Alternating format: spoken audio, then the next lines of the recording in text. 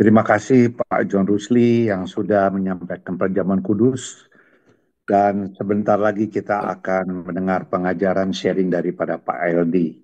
Ya, kami ditemani juga sama-sama dengan Pak Edmond. Silakan Pak Eldi dari Bali. Puji Tuhan. Pagi, tetangga Halo. saya yang paling dekat, samping rumah saya, Pak Edmond. Iya, iya, iya. Puji Tuhan. Pak Suyatna juga selamat pagi. Kami Iya, sama-sama. 2 hari ini kita lelah ya Pak Edmond untuk mengurus akibat musibah Banjir. banjir ya. Aduh, betul ya. Ya, Tuhan tolong semuanya bisa teratasi. Puji Tuhan Bapak Ibu teman-teman, kita akan belajar satu hal yang praktis untuk kita bisa praktekkan bersama untuk membuat apa yang selama ini kita imani, yaitu firman Allah, itu semakin membentuk kerohanian kita. Saya akan bagikan dengan judul kemurnian hati. Kemurnian hati. Pada zaman Romawi, Bapak Ibu sekalian, itu ada kebiasaan para pembuat patung yang biasanya itu mereka memahat dari batu marmer menjadi hiasan patung yang dijual mahal harganya. Nah, ketika proses memahat atau ketika pemahatan dari batu marmer itu sudah selesai, entah pada saat proses memahat atau setelah selesai, ternyata ada cacatnya di batu marmer itu, entah gupil, cuil, atau pemahatan yang tidak sempurna, maka para pemahat tertentu yang tidak punya idealisme, yang hanya sekedar berjualan hasil karya, itu biasanya menutupin cacat dari hasil pahatan atau cacat dari batu marmer bawaannya itu dengan lilin. Nah, proses menutup lobang cuil atau gupil atau proses pemahatan yang cacat dengan lilin itu disebut sinecera. Sinecera yang akhirnya ya diduga itu berkembang menjadi bahasa Inggris sincere atau kemurnian atau ketulusan. Kenapa proses menutup ketidaksempurnaan proses pahatan dengan lilin itu akhirnya menjadi diduga menjadi bahasa Inggris yang artinya tulus, sungguh-sungguh atau murni? Karena ternyata Bapak Ibu teman-teman, para pemahat yang punya idealisme tidak mau menipu pembelinya, itu tidak mau menutupi cacat pahatannya dengan lilin, karena mereka ingin apa adanya, karena mereka ingin pahatannya murni. Maka mereka menolak melakukan proses sinecera atau sincere atau proses ketidakmurnian. Nah, rupanya ini dianggap penipuan kalau menutupi kecacatan pahatan patung yang mereka buat itu dengan lilin. Nah, cerita ini cerita nyata pada zaman Romawi dulu, masih berkuasa ya, dan itu akhirnya berkembang menjadi kata bahasa Inggris sincere atau tulus, sungguh-sungguh atau murni. Nah, mari kita melihat apa kata Alkitab tentang kemurnian hati. Kalau orang-orang yang tidak mengenal Tuhan, tidak mengenal kebenaran saja, tidak mau hidup tanpa kemurnian, mereka tidak mau hidup dalam penipuan, dalam ketidaktulusan. Nah, 1 Korintus 5 ayat 8 mengatakan, karena itu marilah kita berpesta, merayakan atau bersuka cita, bukan dengan ragi yang lama, pola hidup, perilaku manusia lama, bukan pula dengan ragi keburukan dan kejahatan. Ya, perbuatan, ragi itu perbuatan atau watak yang buruk. Tetapi dengan roti yang tidak beragi. Ini bicara apa? Kemurnian dan kebenaran. Jadi ragi itu bisa berarti sifat, perilaku, watak, atau kebiasaan.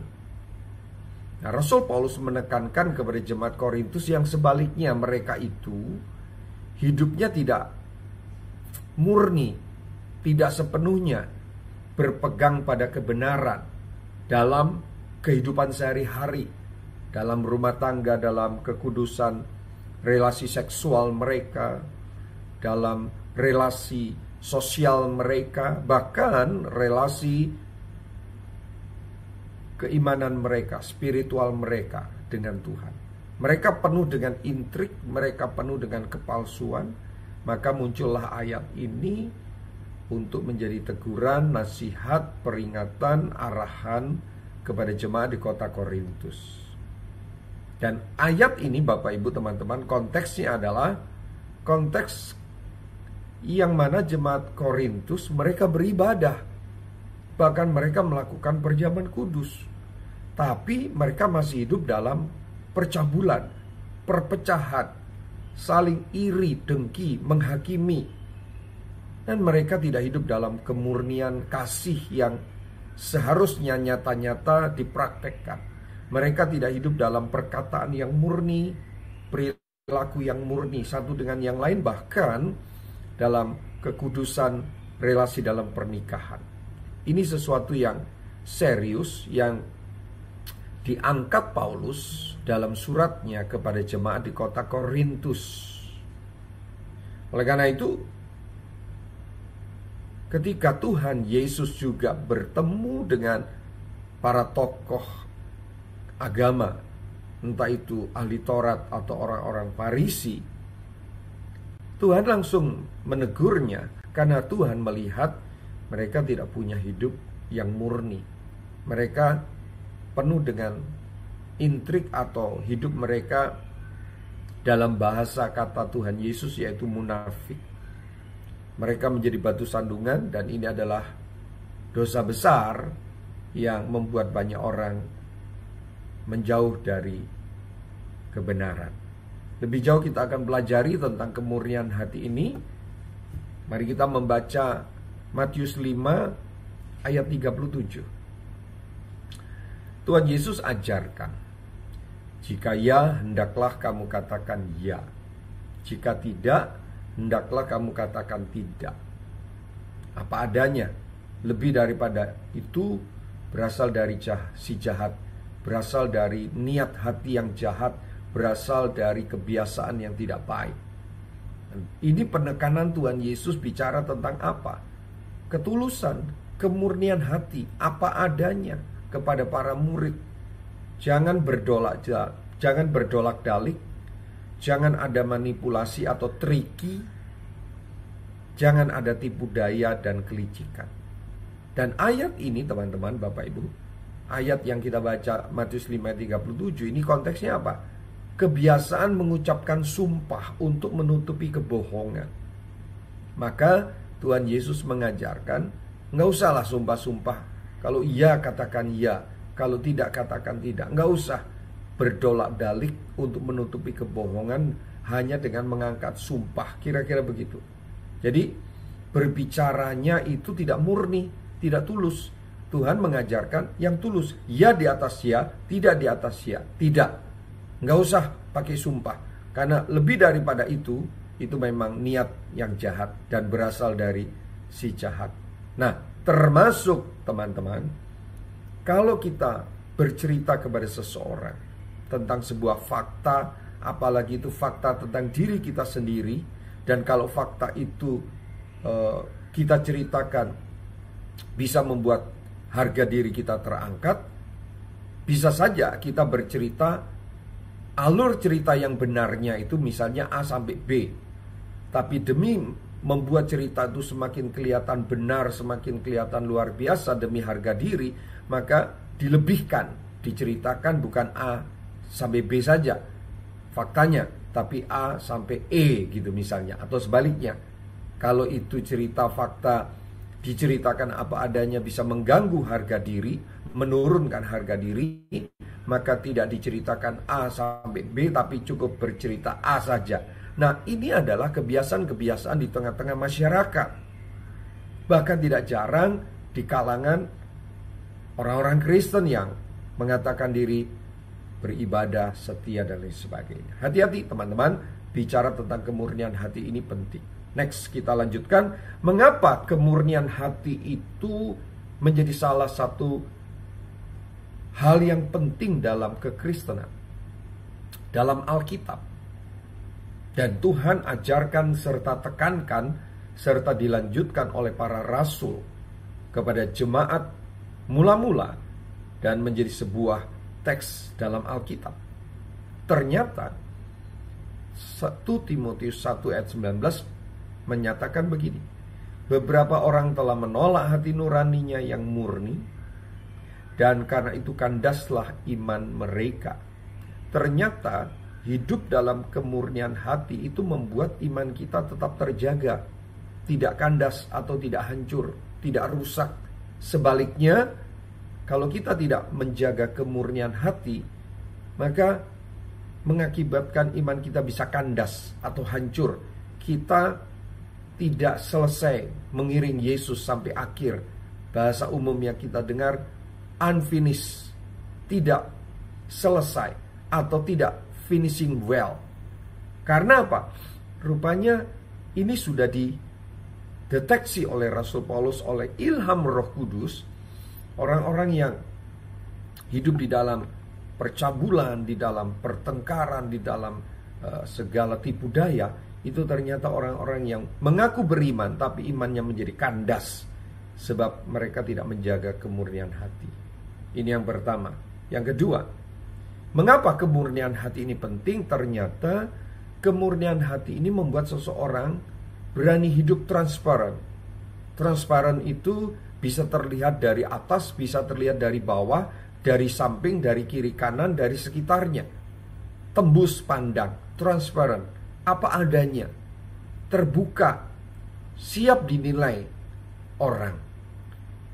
Ketika Rasul Paulus menghadapi pengadilan agama karena dia difitnah, dituduh, mulai sejak pasal 21 itu Anda bisa baca, Paulus bilang begini, ketika dia mendapat kesempatan untuk bicara, sambil menatap anggota-anggota mahkamah agama, Paulus berkata, "Hai saudara-saudaraku, sampai kepada hari ini, aku tetap hidup dengan hati nurani yang murni di hadapan Allah." Kemurnian hati itu yang ditonjolkan oleh Rasul Paulus ketika dia difitnah. Dia difitnah tentang dua hal. Yang pertama, dia difitnah mengotori bait Allah karena dia dianggap mengajak orang-orang non-Yahudi masuk ke bait Allah, dan ini menjadi orang-orang Yahudi murka.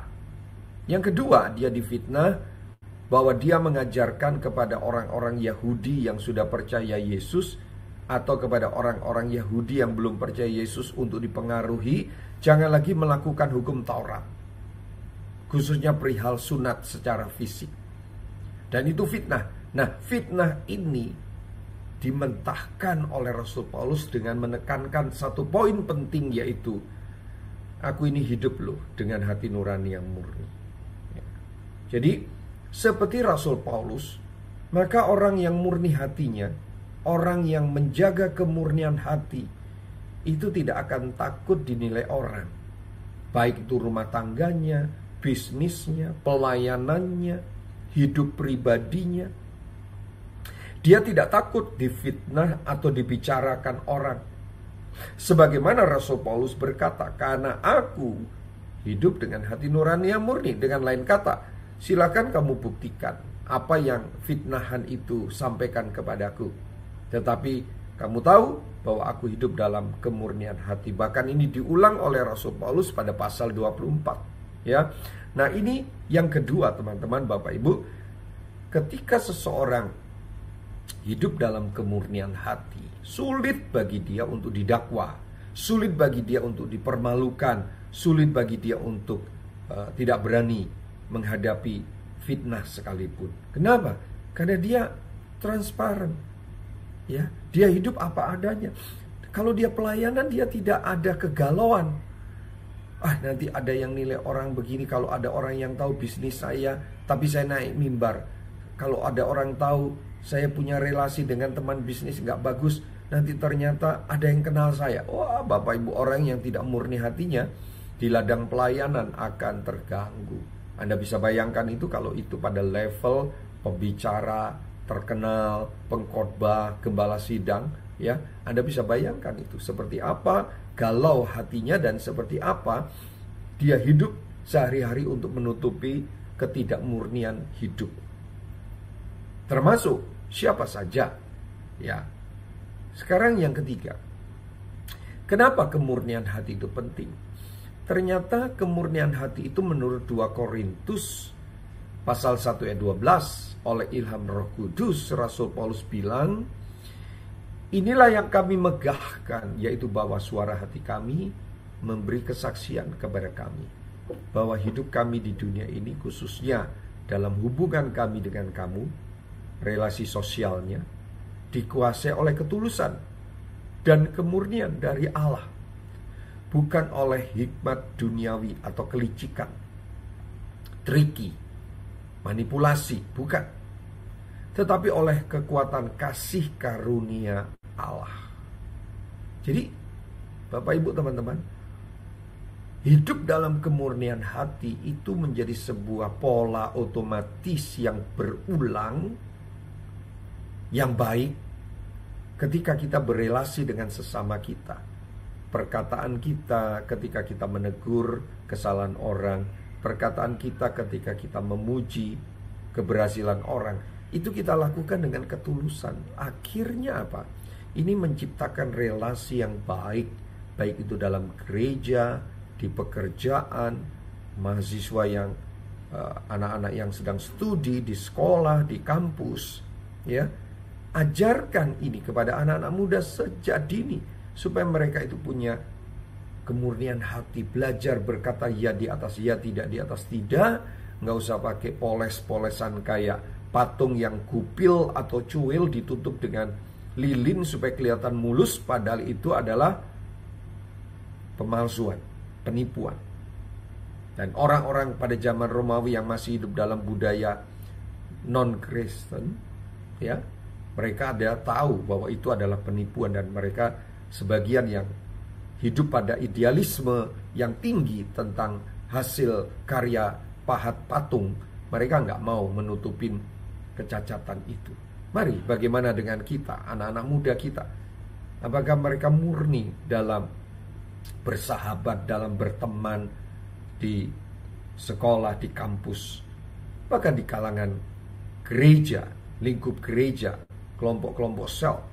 Mari, supaya relasi sosial kita itu murni, dan pada akhirnya teman-teman, Bapak Ibu, kemurnian kita itu mempermuliakan Tuhan. Ini yang kita lihat yang keempat. Lewati saja beberapa ayat yang lain karena ya waktu.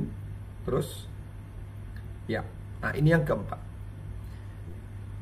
Ternyata kemurnian hati itu menurut ilham Roh Kudus kepada Rasul Petrus dalam 1 Petrus 3 ayat 1 dan 2. Demikian juga kamu, hai istri-istri, tunduklah kepada suamimu, supaya jika di antara mereka yang tidak taat kepada firman, para suami yang tidak taat, para suami yang masih hidup selebor, tidak jaga kehidupan mereka, mereka juga tanpa perkataan. Tanpa perkataan, ya. Lalu dengan apa? Dengan kelakuan. Dimenangkan. Kelakuan yang seperti apa? Ayat 2 menjawab. Kelakuan yang murni dan saleh dari hidup istrinya. Jadi ternyata kemurnian hati ini merupakan salah satu kualitas kerohanian yang bisa membuat orang lain melihat dan menjadi terkesan pada kekristenan, dan bisa berpotensi membawa seseorang kepada Kristus. Ayat ini menjadi satu kebenaran yang membuat kita punya keyakinan. tanpa banyak perkataan. Saya sering kali mengatakan kepada jemaat, kekristenan itu tidak butuh promosi, tetapi butuh bukti. Jangan cuma bilang Yesus baik, haleluya, Tuhan baik, haleluya, kami umatnya, haleluya. Tuhan cukup kita buktikan kebaikannya, Tuhan cukup kita buktikan kita umatnya, dan orang lain mempermuliakan Tuhan. Dengan cara apa? Jagalah kemurnian hati kita, kemurnian perilaku kita, kemurnian perkataan kita, ya. Supaya apa? Supaya tanpa harus kita buat-buat, tanpa harus kita perjuangkan dengan manipulasi kah, dengan trik-trik tertentu kah, tetapi dengan kemurnian apa adanya orang melihat keseharian kita, ketika di jam ibadah, ketika di jam pelayanan, sama ketika di jam hari-hari kita bekerja, berumah tangga, studi. Nah, ini juga penting diajarkan kepada anak-anak muda kita. Ya, tantangan buat kita di dunia ini yang penuh dengan kepalsuan. Ya, kita sudah mendapat tontonan real dalam perilaku orang-orang yang kita tokohkan, orang-orang yang kita anggap leader, orang-orang yang kita anggap bahkan pemimpin-pemimpin spiritual. Ya, tidak bicara di luar kekristenan, tapi dalam lingkup kita sendiri. Kita sering dibuat malu, bahkan mungkin tersandung, bahkan marah menyaksikan ketidakmurnian itu dipertontonkan. Bahkan di masyarakat luas yang seharusnya tidak perlu tahu, mereka menjadi tahu, dan kita menjadi ikut malu, ikut tertampar karena ketidakmurnian itu. Kita dibuat terkejut, ternyata yang seharusnya menjadi teladan, menjadi tokoh yang bisa patut diteladani, dan mereka tersandung. Bahkan ketika ada fitnahan, maka kemurnian hati ini bisa menjadi penetralisir fitnahan itu. Nah, ini ayat ini 1 Petrus 3 ayat 1 dan 2 ini adalah konteksnya di mana para istri yang menghadapi suami yang belum bertobat sungguh-sungguh, dan ditekankan, sudahlah jangan banyak bicara. Para wanita di sini, maafkan kalau ada suamimu yang masih sulit, anak-anakmu yang masih sulit sungguh-sungguh hidup dalam kebenaran. Sudah mulai hari ini bukan tidak boleh berkata-kata, tapi dikurangi, lebih ditingkatkan perilaku yang murni, ya, dalam melayani pasangan, dalam melayani dan memberi teladan kepada anak-anak di keluarga, di gereja, di lingkungan pekerjaan. Kita semua bisa jadi contoh. Saya masuk pada bagian penutup. Dalam Mazmur pasal 24 ayat 3-5 dikatakan, siapakah yang boleh naik ke atas gunung Tuhan? Siapakah yang boleh berdiri di tempatnya yang kudus? Jawabnya, orang yang bersih tangannya dan murni hatinya, yang tidak menyerahkan diri kepada penipuan, dan yang tidak bersumpah palsu. Ini kayaknya ayat ini menjadi ringkasan dari 4 poin yang kita sudah bahas di atas tadi.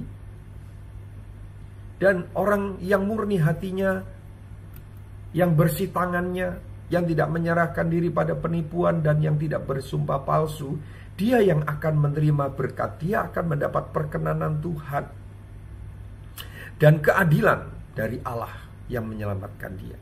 Jadi kalau dia difitnah, nanti Tuhan yang adil itu turun tangan. Kan di dunia ini banyak fitnah, demi menjatuhkan nama baik dan demi mendapatkan keuntungan dari si pengucap fitnah. Anda tidak usah merasa terlalu galau, walaupun fitnahan itu menghancurkan hidup, harga diri kita, tapi Tuhan yang adil akan bertindak. Maka dari itu, pertahankan hidup dalam kemurnian hati. Jangan anggap ini biasa.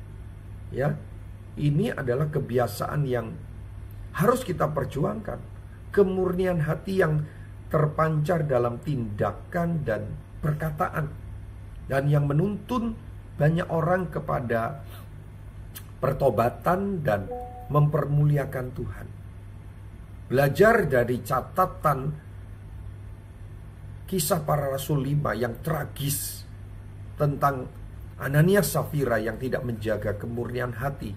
Mereka sangat licik, mereka sangat munafik, mereka sangat manipulatif ketika membawa persembahan di depan kaki Rasul Petrus. Akibatnya fatal. Itu contoh.